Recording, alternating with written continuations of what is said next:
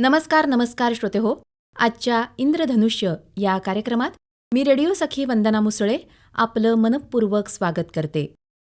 श्रोते हो, आपण अनेकदा असं बोलतो बघा की आपलं आरोग्य आपल्याच हातात असतं. पण कधीकधी अयोग्य पोषण, हवामानातले बदल, असंतुलित आहार, तसंच रोगप्रतिकारशक्तीची कमतरता, त्याचप्रमाणे अंतर्गत शारीरिक बदल या आणि यासारख्या अनेक कारणांमुळे काही आजार वारंवार उद्भवतात. तर आजच्या कार्यक्रमात आपण वारंवार उद्भवणाऱ्या आजारांविषयी जाणून घेणार आहोत आयुर्वेदाचार्य डॉक्टर अमेय गोखले यांच्याकडून. डॉक्टर नमस्कार, तुमचं कार्यक्रमात स्वागत. नमस्कार. बरं डॉक्टर, मला असं सांगा की काही आजार जे असतात ते आपल्याला वारंवार का होतात? आजार वारंवार होतात असं जेव्हा आपण म्हणतो त्याच्यामध्ये 2 प्रकार करता येतील आपल्याला. एक म्हणजे जुनाच आजार आपल्याला झालेला बरा झालेला नसणं, आणि दुसरं म्हणजे पूर्वी होऊन गेलेला आजार आहे जो बरा झाला आणि तो नव्याने पुन्हा झाला. असं मी सांगतोय कारण दोन्हीची कारणं पुन्हा वेगवेगळी आहेत. मग असे वारंवार उद्भवणारे आजार कोणते कोणते आहेत? वारंवार उद्भवणाऱ्या आजारामध्ये सर्दी, खोकला, घसादुखी वगैरे असे श्वसन संस्थेचे काही आजार आहेत जे वारंवार होतात. डोकेदुखी किंवा त्याचे पुन्हा प्रकार आहेत मायग्रेनसारखे जे वारंवार होतात, जे ठराविक मुदतीच्या अंतराने होऊ शकतात. काही त्वचा रोग असे आहेत ज्याच्यामध्ये फंगल इन्फेक्शन, एक्झिमासारखे आजार आहेत की जे वारंवार होताना दिसतात आपल्याला. मूळव्याध, फिशर ह्याच्यासारखे काही आजार आहेत. बरं, मुतखड्यासारखे काही आजार आहेत. असे सगळे आजार आहेत जे पुन्हा पुन्हा होऊ शकतात. आता डॉक्टर, तुम्ही जसं म्हणालात की काही जणांना वरच्यावर सर्दी होते, मग त्याची कारणं काय काय आहेत? वारंवार सर्दी होण्यामध्ये आत्ता मी बोलताना सांगितलं तसं हे श्वसन संस्थेशी संबंधित आजार आहे. तर त्याच्यामध्ये एक आपण कॉमनली ऐकतो की एखाद्या गोष्टीची ॲलर्जी आहे. बरोबर. ॲलर्जी म्हणजे आयुर्वेदात त्याला मस्त शब्द आहे अनुर्जता. मग ते हवामानामधल्या गोष्टी असतील, धूळ, धूर किंवा थंड हवेचा झोत, म्हणजे खिडकीत बसून प्रवास करणं वगैरे, एसीचा झोत तोंडावर येत असेल, अशा गोष्टी असतात. किंवा काही वेळा रचनात्मक गोष्टी असतात, जसं एखाद्या माणसाचा नाकाचा पडदा तिरका असतो, एखाद्या पेशंटच्या नाकाचं मांस वाढलेलं असतं ज्याला नेझल पॉलिप असं म्हणतात, किंवा ज्याला कॉमन आपण बऱ्याच पेशंटमध्ये असं ऐकलेलं असतं की एखाद्याला सायनसचा त्रास आहे. तर सायनस म्हणजे काय, तर आपले नाक आणि डोळे ह्याच्या आजूबाजूला पोकळ जागा असतात आणि एकदा सर्दी झाल्यानंतर त्याच्यामध्ये जर सर्दी साठून राहिली तर त्याच्यामुळे किंवा वरच्यावर सर्दी झाल्यामुळे त्याला आणखी सेन्सिटिव्हिटी येते. जसं आपण एकदम गरम चहा प्यायल्यानंतर पुढचा थोड्या वेळ इतर पदार्थांची चव लागत नाही, बरोबर, तसं त्या आतल्या त्वचेच्या बाबतीत झालेलं असतं. आणि अशा कारणामुळे थोडा जरी त्याला काय बदल मिळाला, उग्र वास आला किंवा फोडणीचा वास आला, तर मग लगेच सर्दी होते. आता सर्दी असं कधी आपण म्हणतो, एखाद्या गोष्टीमध्ये बदल झाला तर पटकन आपल्याला 1-2 शिंका येतात, मोठा काहीतरी धूळ गेली नाकामध्ये, तर तो आपला प्रतिकारशक्ती म्हणजे इम्युन रिस्पॉन्स असतो, ते सगळ्यांनाच होतं. पण ज्याला ते नेहमीच होतं, म्हणजे बरेच पेशंट असतात जे सांगतात सकाळी उठल्यावर आम्हाला रोज 8-10-15 शिंका येतात, असं जेव्हा आपण म्हणतो तेव्हा चला म्हणजे ह्याला सर्दी ह्या कॅटेगरीमध्ये आणायचं आणि मग ती वारंवार होणं आणि त्याची कारणं त्यानुसार आपल्याला बघता येईल. पण मग असं बघितलं जातं की काही जणांना 12 महिने सर्दी असतेच असते. मग काही वेळा असं म्हटलं जातं की हे हेरिडेटरी आहे, तर त्याविषयी तुम्ही काय सांगाल?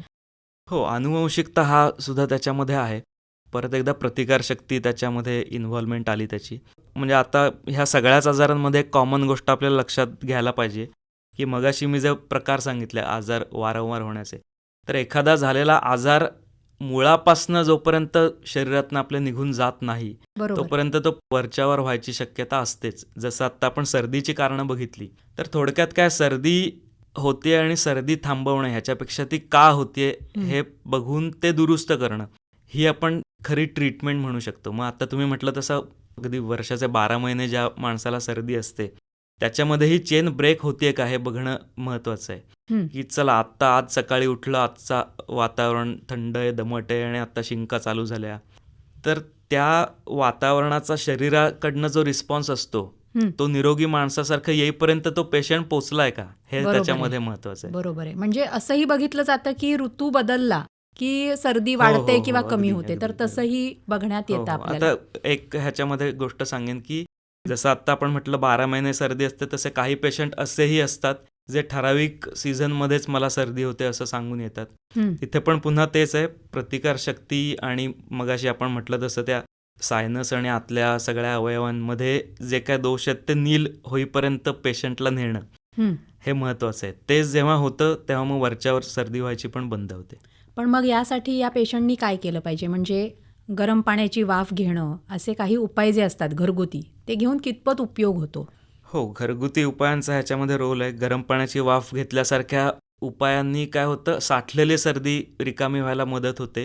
हं, वाफेमध्ये परत एकदा उष्णता आहे आणि हं, आयुर्वेदानुसार विचार केला तर कफ हा बऱ्यापैकी घट्ट असणारा, त्यामुळे उष्णता मिळाली की तो वितळून बाहेर यायला सुरुवात होते. हं, दुसरी गोष्ट, आतली जी सेन्सिटिव्हिटी असते नाकाच्या आतल्या त्वचेची, ती वाफ वगैरे घेतल्यामुळे ती कमी व्हायला पण मदत होते. हं. याच्या जोडीला बऱ्याचदा आम्ही जुनाट सर्दीच्या पेशंटला नाकात टाकण्यासाठी औषध देतो. म्हणजे जो बरं. आपण घरगुती उपायामध्ये सुद्धा बऱ्याच वेळा कन्सिडर करतो, त्याला नस्य चिकित्सा म्हणतो आम्ही. जसं आपल्या जुन्या म्हणतो ना आपण आजीबाईचा वटवामध्ये नाकात गाईचं तूप टाकणे सर्दीच्या पेशंटमध्ये वगैरे, हे नस्य चिकित्सेचीच एक पद्धत आहे. तर ह्या गोष्टी करू शकतो. दुसरी कॉमन गोष्ट आहे की एक त्या पेशंटच्या लक्षात आलेलं असतं की ज्याला आपण बोलताना ॲलर्जी म्हणतो, की मला ह्या गोष्टीची ॲलर्जी आहे. हं. एखाद्या डासांच्या कॉईलची किंवा लिक्विडची ॲलर्जी आहे, उग्र वासाच्या सेंट अत्तराची ॲलर्जी आहे, तर ते टाळणं हे दिनचर्येत आपण इन्व्हॉल्व करून घेऊ शकतो.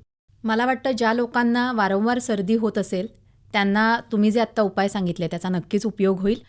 बरं, मला असं डॉक्टर सांगा, की मगाशी तुम्ही जसं सुरुवातीला म्हटलंत, की काही लोकांना त्वचारोगसुद्धा वारंवार होतात. तर त्याविषयी काय सांगाल?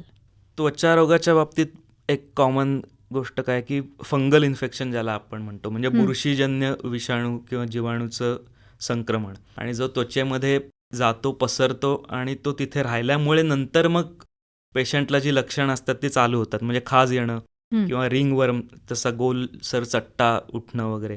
तर अशा आजारामध्ये काय होतं, बऱ्याचदा मी सुरुवातीला सांगितलं तसं तो जुनाच आजार बरा झालेला नसतो आणि तोच काही दिवसांच्या किंवा महिन्यांच्या अंतराने त्याला वाढायला स्कोप मिळाला की तो वाढतो. हं, ह्याच्यामध्ये होतं कसं की आत्ता पेशंटला 8-15 दिवसामध्ये खाज चालू झाली, काहीतरी चट्टा उठला, तो पेशंट डॉक्टरांपर्यंत पोचतो, ट्रीटमेंट चालू होते. ट्रीटमेंट चालू झाली की पेशंटची जी तक्रार असते ना, इथे काहीतरी चट्टा उठलाय किंवा खाज येते, साहजिक आहे औषधं चालू झाल्यानंतर ती तक्रार कमी झालेली असते. पण तक्रार कमी झाली म्हणजे तो आजार गेलेला असतोच असं नाही. हं. ह्याची एक सोपी खूण आहे, ज्या पेशंटला असे बुरशीजन्य त्वचाविकार, फंगल इन्फेक्शनसारखे आजार आहेत, तर त्या पेशंटमध्ये एक टप्पा असा येतो की तिथे जे झालेले चट्टे किंवा जखम आहेत ती निवळलेली असते, त्वचा प्लेन झालेली असते, पण तिथे एक वेगळा रंग दिसतो की इथे काहीतरी होऊन गेलंय. बरं. त्या टप्प्यामध्ये पेशंटला त्रास असा काहीच नसतो, पण तिथे तो वेगळा रंग दिसतोय म्हणजे त्वचेच्या खाली इन्फेक्शन शिल्लक आहे. ते आपण शिल्लक ठेवलं म्हणजे त्याला तुम्ही वाढायला चान्स दिला, ते आज बरोबर. ना उद्या वाढून परत येणार आहे. हं, आता हे समजा पूर्ण बरं होईपर्यंत पेशंटने ट्रीटमेंट घेतली आहे, तो हं. आजार पूर्ण बरा झाला आहे, तर मग तो परत कधी होईल? तर तो जसा पहिल्या वेळेला झाला तशी जर कारणं त्याला मिळाली, म्हणजे समजा ओलसर कपडे, दमट कपडे पावसाळ्यासारख्या सीझनमध्ये, हं, किंवा ज्या पेशंटना भरपूर घाम येतोय आणि त्याचं हायजीन म्हणजे स्वच्छता व्यवस्थित पाळली जात नाहीये, उन्हाळ्यासारख्या सीझनमध्ये असेल, तर हं. अशा कारणामुळे ते परत होऊ शकतात. पण एकदा आजार होऊन गेल्यानंतर जर आपण ह्या गोष्टी पाळल्या तर मग ते वरच्यावर व्हायचे बंद होतात. जसं आता तुम्ही म्हणालात, की घाम आल्यामुळे काही जणांना इन्फेक्शन होतात त्वचेची. तर आपण बरेचदा असं बघतो, की ऑफिसमध्ये काही जणांना सॉक्स आणि बूट कंपल्सरी असतात. मग ते सॉक्स पायात तेवढा वेळ राहतात, जेवढे ऑफिस अवर्स आहेत. मग काही लोकांना सॉक्सचं पण इन्फेक्शन होतं, तर त्याविषयी काय सांगाल? बरोबर आहे, ही पण एक कॉमन गोष्ट आहे. इथे पण काय होतं, दमटपणा किंवा घाम तिथे सतत राहिल्यामुळे ती गोष्ट होत असते. आता तुम्ही म्हटलं तसं जर कंपल्सरीच असेल तर ते कारण टाळता नाही येऊ शकत. बरोबर. पण मग ते गेल्यानंतर आपण त्याची मॅनेजमेंट कशा प्रकारे करतो, हं, म्हणजे मीठ किंवा हळदीच्या पाण्यामध्ये पाय बुडवून ठेवणं किंवा अँटीसेप्टिक प्रकारची किंवा आयुर्वेदामध्ये सुद्धा अशी काही पावडर उपलब्ध आहेत, जे वुंड हिलिंग किंवा त्वचा स्मूथ सुदिंग इफेक्ट देणारे आहेत. सतत 8-10 तास सॉक्समध्ये पाय राहिल्यानंतर आपण हे उपचार केले हं. म्हणजे तिथे थोडक्यात साठलेलं घाम आणि ओलसरपणा निघून जाईल आणि कोरडेपणा कसा येईल ह्याच्याकडे आपण प्रयत्न केला, तर मग आपलं जे नेहमीच कारण होणार आहे हं. त्याचा आपल्याला त्रास नाही होणार. मला वाटतं श्रोत्यांनी घरगुती उपायांच्या द्वारे काही प्रयत्न केले तर हे त्वचा विकार आहेत ते बरे व्हायला नक्की मदत होईल. बरं, त्वचा विकारांसंबंधी बोलायचं झालं तर अजून एक जो कॉमनली आपण आजार बघतो तो म्हणजे केसात होणारा कोंडा आणि त्या कोंड्यामुळे चेहऱ्यावर उठणाऱ्या छोट्या छोट्या पुळ्या म्हणा किंवा मग मुरुम. हे 2 विकार आपल्याला दिसतात की जे वारंवार होताना दिसतात, विशेषतः तरुणांमध्ये. तर त्याविषयी थोडंसं सांगा. बरोबर आहे, चांगला प्रश्न आहे. कोंडा हा पण आपण त्वचा रोगामध्येच खरं तर घेतला पाहिजे, कारण केसाच्या खालची जी त्वचा आहे, स्काल्प एरिया आपण म्हणतो, तर तिथल्या त्वचेचे तुकडे निघणे ह्यालाच आपण कोंडा म्हटलेलं आहे. हं, आता कोंड्याचे जनरली वरवर विचार केला तर 2 प्रकार असतात, एक कोरडा कोंडा आणि तेलकट कोंडा. आत्ता आपण म्हटलं तसं तेलकट कोंड्यामुळे बऱ्याचशा गोष्टी ह्या चेहऱ्यापर्यंत पोचतात. तेलकट कोंड्याबरोबर बऱ्याचदा पेशंटच्या डोक्यामध्ये सुद्धा बारीक बारीक फोड येतात, त्याला खाज येते आणि तसंच ते कपाळाच्या भागामध्ये सुद्धा येतं. कसं असतं, सगळ्या आपल्या त्वचेमध्ये घामाच्या आणि तेलाच्या ग्रंथी असतात, हं, पण केसाच्या आतल्या तेलाच्या ग्रंथींमधलं जे तेल असतं म्हणजे सीबम असतं, हं. ते जर पूर्णपणे बाहेर पडायला स्कोप मिळाला नाही तर ते तिथे साठून मग त्याच्यामुळे तेलकट कोंड्याची उत्पत्ती होते. हं. ती एक टेंडन्सी असते. त्याच्यामध्ये परत एकदा सीझननुसार कमी जास्ती बघायला मिळतं आणि त्याच्यामध्ये परत एकदा बाहेरून इन्फेक्शन होणं, म्हणजे कोंडा आहे तिथे ती सगळी परिस्थिती, फोड आणि हे सगळं आहे हं. आणि अस्वच्छतेमुळे तिथे जंतू संसर्ग होऊन बाकीच्या गोष्टी, खाज आणि ह्या सगळं होणं, ह्या गोष्टी कॉमनली बघायला मिळतात. आता त्याच्यामध्ये मगाशी मी म्हटलं तसं त्या तेलाचा निचरा होण्यासाठी पेशंटच्या केसाचा आणि स्काल्पचा प्रकार कोणता आहे ह्याच्यानुसार तेल किंवा शॅम्पू ह्या गोष्टी निवडायला पाहिजेत आणि बरोबर. त्याच्यानुसार त्याची ट्रीटमेंट केली पाहिजे. अशा कोंड्याच्या केसमध्ये कॉमन गोष्ट बघायला मिळते बऱ्याचदा आणि त्यातही लेडीज पेशंटमध्ये बघायला मिळते की नखं वाढलेली असतात हं, आणि कोंड्यामध्ये आत्ता मी म्हटलं तसं जर जंतुसंसर्ग असेल त्याच्याबरोबर किंवा इव्हन कोंड्याचे जे तुकडे असतात, फ्लेक्स, हं. ते तुमच्या नखामध्ये राहत असतील आणि आपण डोकं किंवा केस कितीही स्वच्छ ठेवायचा प्रयत्न केला आणि परत जेव्हा आपण केसामधनं हात फिरवतो तेव्हा त्यातले नखामधले जंतू किंवा ते कोंड्याचे फ्लेक्स हे परत तिथे जाऊन म्हणजे आपण त्याची परत एकदा केसांना ओळख करून देतो आणि ते चक्र चालू राहतं. बरोबर आहे. त्यामुळे ते चेन ब्रेक होण्यासाठी नखं दर 4-5 दिवसांनी कापत राहणं हे सुद्धा कोंड्याच्या ट्रीटमेंटमध्ये पटणारं नसलं तरी अनुभवाने सिद्ध झालेली गोष्ट आहे. खरंय. आणि दुसरा मी जो प्रश्न विचारला की वारंवार येणारी मुरुम, तर त्याविषयी काय सांगाल? आता एक कॉमन गोष्ट आहे की साधारणपणे मुरुम किंवा तारुण्य पिटिका आपण जसं म्हणतो तसं एक 12-13 वर्षापासून 17-18 वर्षापर्यंत ही गोष्ट कोंड्याबरोबर कॉमन बघायला मिळते, ज्याच्यामध्ये शरीरातले हार्मोनमधले असलेले बदल हे एक कारण आहे. हं, पण त्याच्या पुढे पण जेव्हा असं बघायला मिळतं म्हणजे मोठ्या प्रौढ माणसांमध्ये सुद्धा कोंड्याबरोबर मुरुम आणि बऱ्यापैकी मोठमोठी बघायला मिळतात, हं. तर त्याच्यामध्ये उष्णतेचा रोल असू शकतो बऱ्याचदा. त्याच्यामध्ये आयुर्वेदानुसार पेशंटची प्रकृती कशी आहे, पित्त प्रकृतीसारखा जर पेशंट असेल आणि त्याच्याबरोबर जर कुपथ्यामुळे असेल किंवा इतर कारणामुळे एक जो ट्रॅक बघायला मिळतो की ॲसिडिटी, गॅस आणि पोट साफ न होणं, हं. तर ह्याच्यामुळे रक्तामध्ये काही इम्प्युरिटीज मिसळून राहतात आणि काय होतं, रक्तामध्ये ह्या इम्प्युरिटीज किंवा उष्णता कोंडून राहिली तर ती कुठनं तरी बाहेर पडते. हं. तर ती अशा कोंड्याच्या इन्फेक्शन बरोबर जर ती असेल तर कपाळावरची मुरुमं काही वेळा अगदी चेहऱ्यापर्यंत आणि तशीच मुरुमं पेशंटच्या केसांमध्ये सुद्धा आलेली म्हणजे फोड येऊन ती अरे बापरे. मुरुमासारखी असलेली बघायला मिळतात.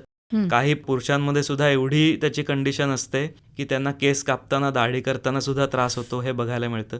म्हणजे आपण फक्त कोंड्याबरोबर न ठेवता तो एक त्वचा रोगामध्ये सुद्धा त्याची इन्व्हॉल्वमेंट करू शकतो की हा सुद्धा एक वारंवार होणारा प्रकार आहे हं. आणि त्याचा परत एकदा प्रकृती आणि कारणानुसार विचार करून इलाज करावा लागतो त्याचा.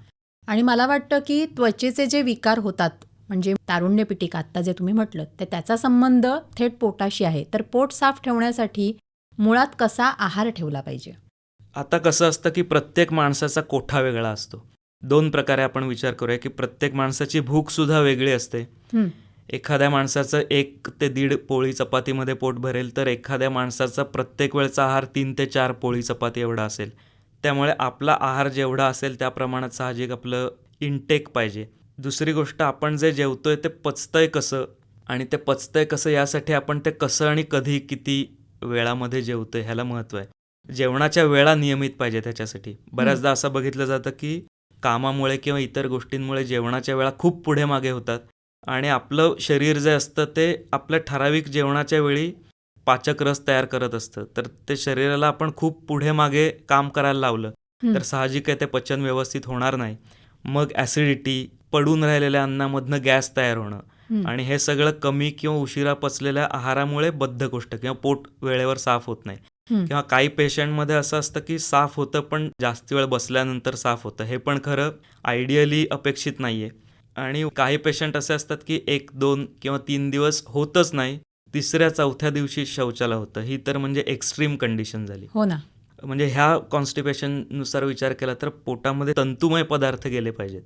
आपल्या रोजच्या जेवणामध्ये पालेभाज्यांचं प्रमाण आपल्या आठवड्यातनं 1, 2, 3 वेळा असलेलं जास्ती चांगलं.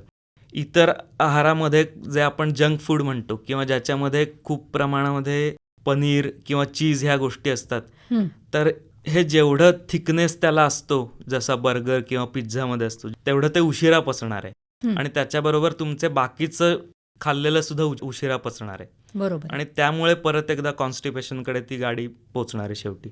आणि मला वाटतं जास्तीत जास्त फायबर पदार्थ खाणं गरजेचं असतं, हो, म्हणजे हो, हो. काकडी, गाजर यासारखे पदार्थ. हो, बरोबर, बरोबर. आता उष्णता जेव्हा वाढते शरीरातली, तर तेव्हा कॉमनली दिसणारा आजार म्हणजे आपल्याला उन्हाळं लागणं आपण म्हणतो, म्हणजे युरिनला होणारा त्रास. तर त्याविषयी काय सांगाल? बरोबर. युरिन इन्फेक्शन पुन्हा 2 कॉमन गोष्टींमुळे होऊ शकतं. एक तर तुम्ही म्हटलं तसं आत्तासारख्या उन्हाळ्याच्या सीझनमध्ये होऊ शकतं आणि काही पेशंट असतात जे 12 महिन्यामध्ये कधीही त्यांना युरिन इन्फेक्शन होतं. उन्हाळ्याच्या सीझनमध्ये कसं होतं की शरीरामध्ये जेवढा आपल्याला जलांश पाहिजे तेवढं टिकवण्याकडे शरीराचा कल असतो. त्यामुळे आपण बाहेरून जेवढं पाणी प्यायलं जातं आपलं, ते जर पुरेशा प्रमाणामध्ये असेल तर शरीराला वेगळे प्रयत्न करावे लागत नाहीत.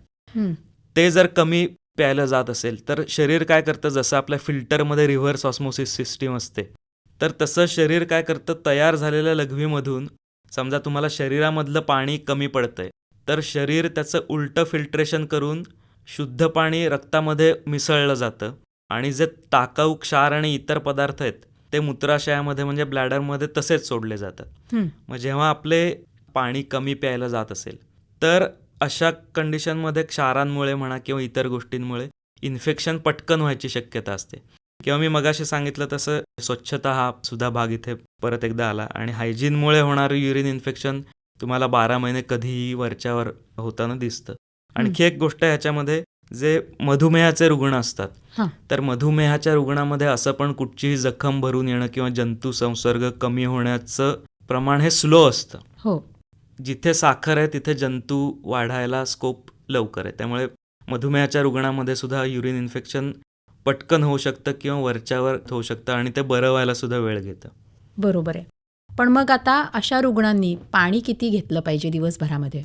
जनरली कसं आहे, दिवसभरामध्ये 2.5 ते 3 लिटर पाणी आपल्या शरीरामध्ये जाणं आवश्यक आहे. त्याच्या मागचं कारण काय, शरीरामध्ये सरासरी 5 लिटर रक्त सगळ्यांमध्ये असतं प्रौढ माणसामध्ये आणि ते प्रत्येक सेकंदाला फिल्टर होत असतं. तर दिवसभरामध्ये ते काम चालूच असतं. म्हणजे आत्ता आपण युरिनेशनला जाऊन आलो तरी 5 मिनिटांनी गेलं तरी थोडं तरी होणारच आहे. याचा अर्थ किडनी तिचं काम कंटिन्युअस करत असते.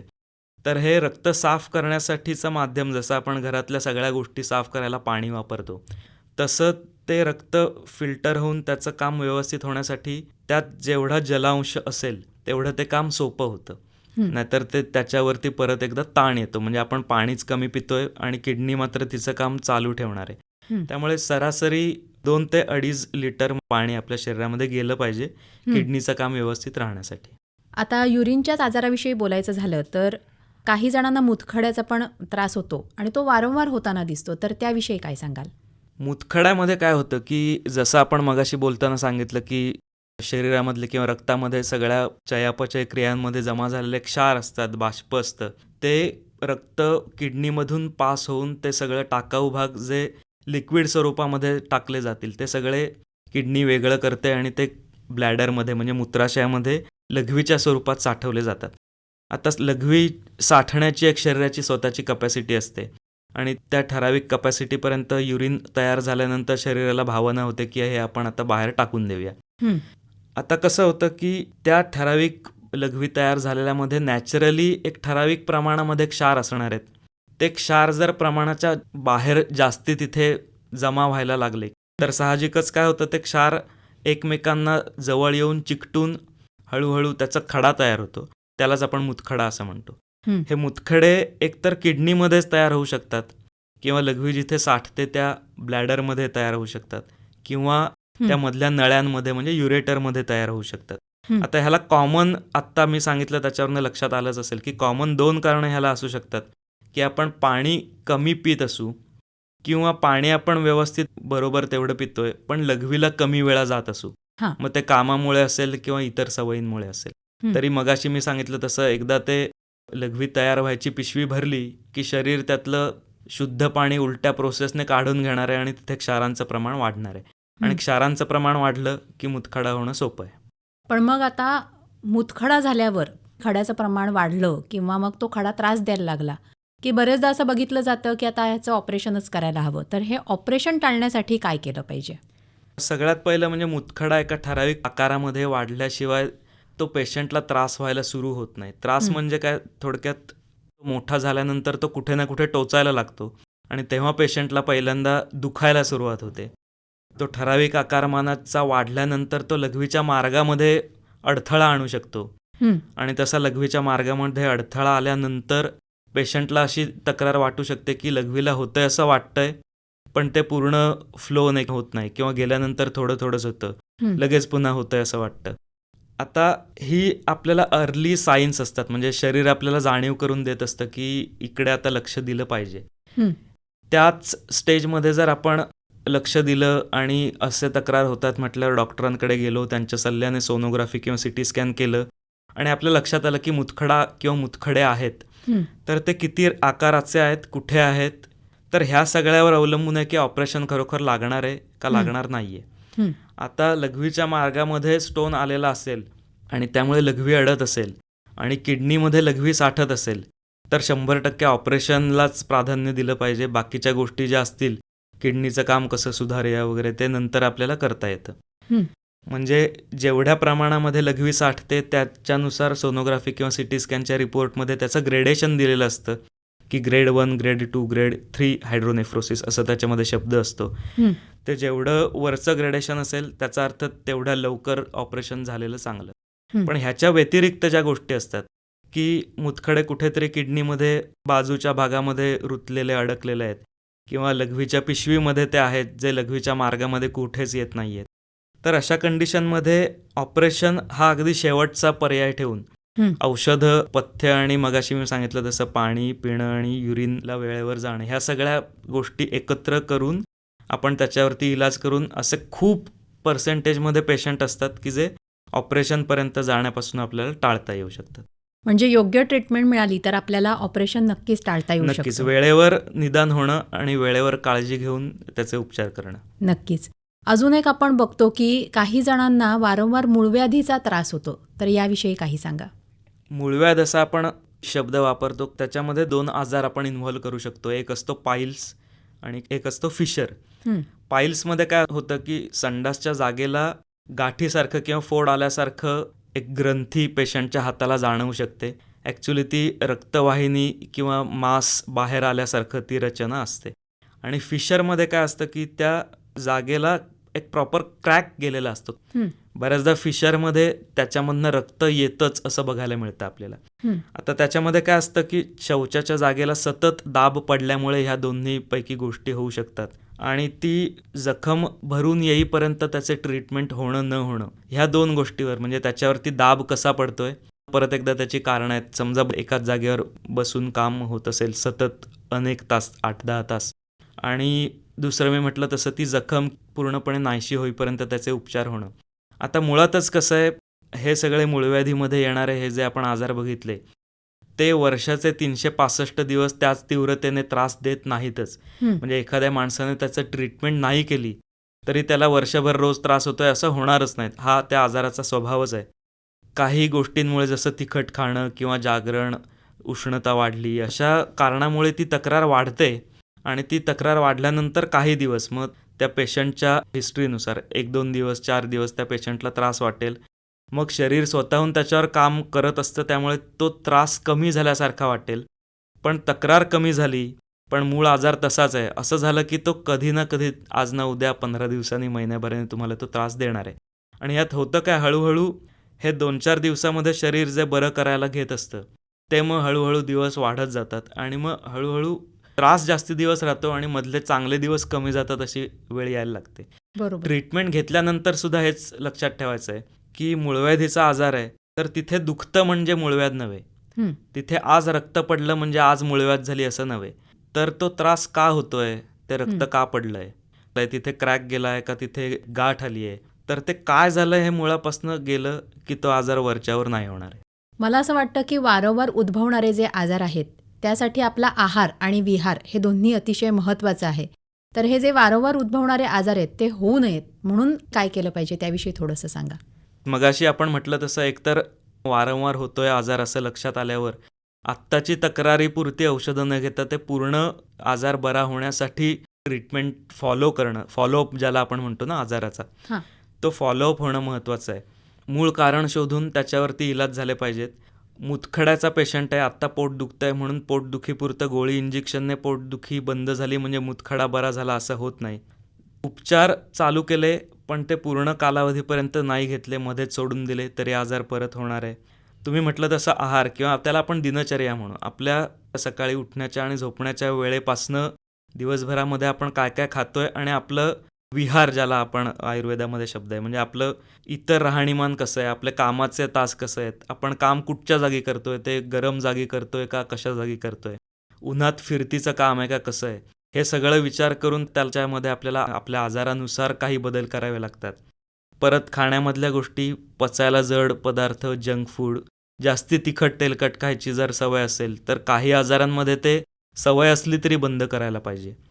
मग अशी आपलं बोलणं झालं तसं पुरेसं पाणी आपल्या शरीरामध्ये गेलं पाहिजे, त्याचं आउटपुट म्हणजे लघवीच्या माध्यमातून ते बाहेरसुद्धा गेलं पाहिजे.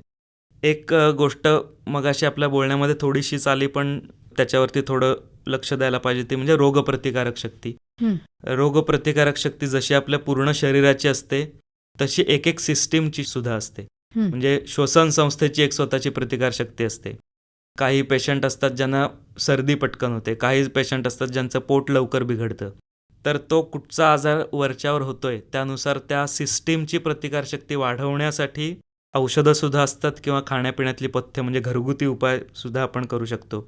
आणि वैयक्तिक स्वच्छता, जसं काही आजारांमध्ये त्वचारोगमध्ये आपण बघितलं, ते सुद्धा आपल्याला आत्ता आजारापुरतं नव्हे तर ते नेहमीसाठी आपल्याला फॉलो करायला पाहिजे. नक्कीच. मला वाटतं श्रोतेहो, डॉक्टरांनी बरीचशी माहिती आपल्याला दिलेली आहे, त्यामुळे तुमच्या मनातल्या शंका नक्कीच दूर झाल्या असतील. डॉक्टर, आज तुम्ही इथे आलात आणि वारंवार उद्भवणाऱ्या आजारांविषयी आम्हाला सविस्तर माहिती करून दिलीत, त्याबद्दल आकाशवाणी परिवारातर्फे मी तुमचे मनःपूर्वक आभार मानते. धन्यवाद. तुम्ही सुद्धा या आजच्या महत्त्वाच्या विषयावर मार्गदर्शन करण्याची मला संधी दिली, त्याच्याबद्दल आकाशवाणीचे मनापासून आभार. या कार्यक्रमाचे सादरकर्ते होते विवेक वानखडे.